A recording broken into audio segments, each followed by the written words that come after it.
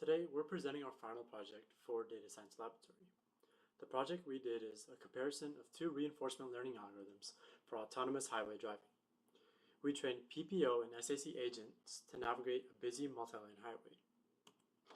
This is a quick roadmap of what we'll cover today. We'll start by grounding the project in course concepts including neural nets, risk minimization, regression, and regularization. Then we'll walk through our environment setup, our custom reward function, how each algorithm works, and finally our results and conclusions. So the problem we tried to solve is, can a reinforcement learning agent learn safe, efficient highway driving entirely from raw sensor data with no hand-coded rules? And these were three challenges that we found in creating this project.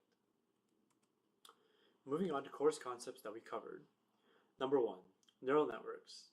Both PPO and SAC use a multi-layered perceptron. This is the same feed-forward neural network that we studied in class. The network takes in 30 numbers representing the sensor state of the world, passes them through hidden layers with nonlinear activations, and outputs two numbers, steering and throttle. Number 2, risk minimization and optimization. From what we learned in class, empirical risk minimization meant minimizing expected loss over a dataset. In reinforcement learning, it's the same concept, but over trajectories instead of labeled data. Number 3, regression. Both algorithms use the critic network, which is a regression model.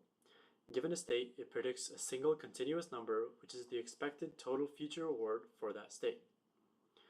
Finally, regularization. SAC has an explicit regularization term built into its objective, measuring the entropy of the policy. Entropy measures how spread out the action distribution is. By rewarding high entropy, SAC is penalized for becoming too confident too early on, and is forced to keep exploring. This is mathematically identical to L2 regularization, preventing a model from overfitting to training data.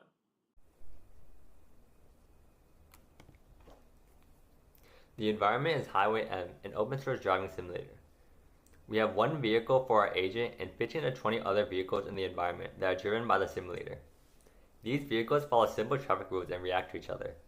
What the agent sees is a snapshot of the 5 nearest vehicles, including itself.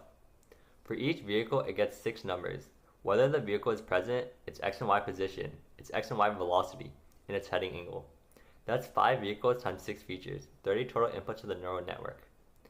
We then normalize our raw values like position or speed so that the smallest possible value maps to 0 and the largest maps to 1. We did this because neural networks tend to train much better when inputs are on a consistent scale. If you feed in a raw speed of 28 meters per second alongside a binary presence flag of 1, the gradient update gets dominated by whichever feature has the largest magnitude. Normalizing puts everything on equal footing. For control, the agent outputs 2 continuous values between -1 and +1, one for steering and one for acceleration. This is what continuous action means. There is no discrete option of turn left, turn right, or brake. The agent outputs any real value in that range, giving it much finer control over the vehicle. The reward function is how we define what good driving means. The agent doesn't inherently know that staying in a lane is good. We have to tell it through the reward signal. Our function has 5 terms. The first one is speed reward. The agent gets up to +0.5 for going fast, scaled so that 30 meters per second is full reward and standing still is 0. The second one is lane reward.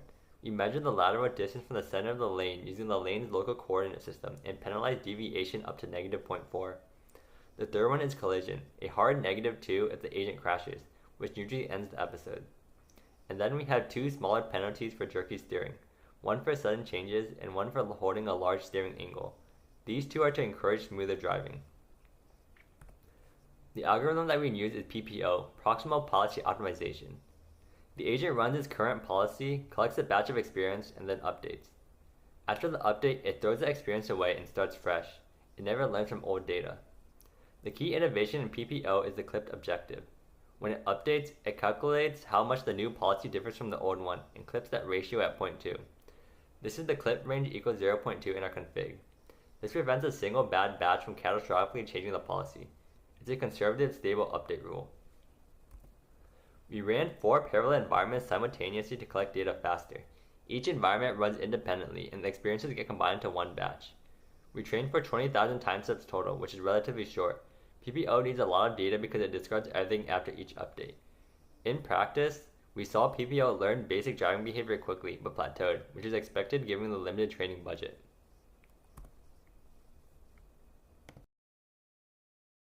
SAC stands for Soft Actor Critic, which is an off-policy technique that is fundamentally different. It stores every experience it's ever had in a replay buffer, and ours have held 200,000 steps and learns from random mini batches of that history on every update. Because it reuses data, it's dramatically more sample efficient. It is used to maximize reward and entropy to encourage exploration of the dynamic environment. This approach auto-tunes temperature alpha for best balancing exploration with exploitation. SAC also has two critics, not one. It trains both and takes the minimum of their predictions when computing the target value.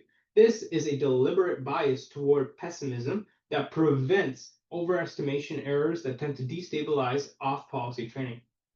The entropy term we've discussed from the course concepts slide is baked directly into the objective. SAC maximizes reward plus entropy, and the temperature alpha, which we set to auto, is adjusted automatically using a second gradient descent to hit a target entropy level. When the policy is uncertain, it gets a very high alpha, encouraging exploration. As it learns to drive, alpha decays and the policy becomes more decisive. This slide here summarizes our training configuration. We've used 150,000 time steps with a learning rate of 3e to the negative 4 and a replay buffer size of 200,000. The batch size was set to 256 with gamma at 0.99 and tau at 0.005 to keep learning stable. We also used auto entropy coefficient tuning, and learning began after 2,000 steps to make sure the model had enough initial experience prior to updating.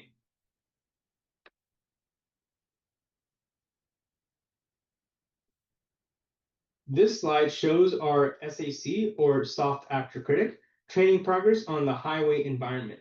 In the early stages, the episode reward rises quickly from about 185 to 268, which shows the agent is learning an effective driving policy. At the same time, the entropy coefficient gradually decreases, meaning that the agent is shifting from more exploration towards more stable exploitation as training continues.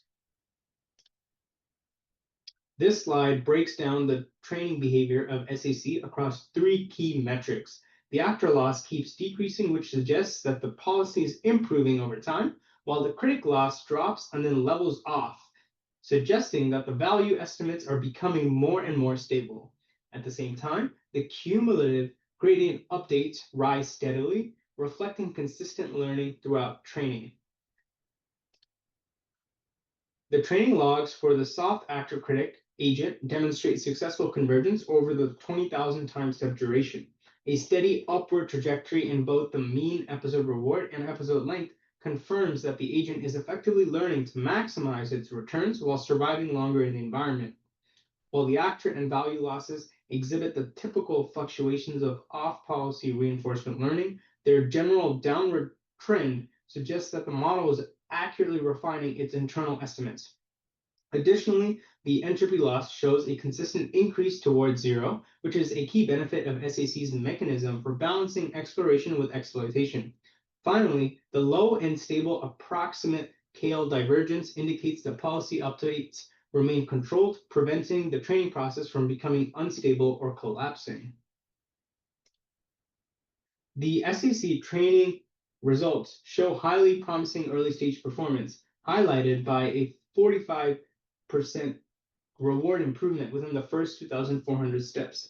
Operating at a training speed of 4 frames per second on a Mac CPU, the model is projected to reach 150,000 time steps in approximately 7 hours without experiencing any initial crashes.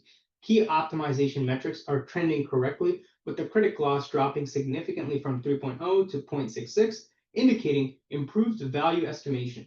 Simultaneously, the entropy coefficient alpha has decreased from 0.965 to 0.67, showing the agent is naturally becoming more confident as it moves from exploration to exploitation. Overall, the stability of the actor loss and the lack of crashes suggest a robust hyperparameter configuration for this environment. key structural difference is on policy versus off policy. PPO starts fresh every update. SAC learns from its entire history. That makes SAC harder to implement and tune, but far more data efficient. PPO is the go-to for quick prototyping and stable training, whereas SAC is the better choice for complex, continuous control tasks like this one. To summarize, both algorithms learn to drive from scratch with no hand-coded rules, which validates the approach. However, SAC showed faster early improvements thanks to off-policy training and entropy regularization, whereas PPO is simpler and more stable but needs more data.